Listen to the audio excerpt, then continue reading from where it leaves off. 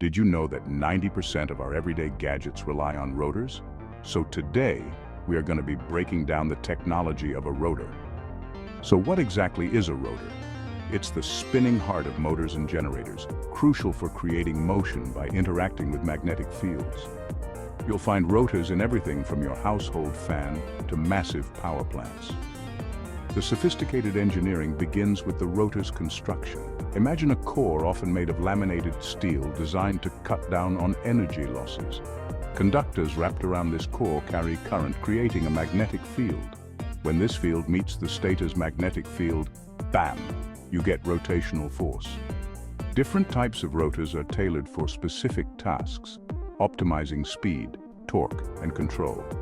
They're marvels of technology, working tirelessly to convert electrical energy into mechanical motion. As tech evolves, rotor designs are getting even slicker, making our devices more efficient and powerful.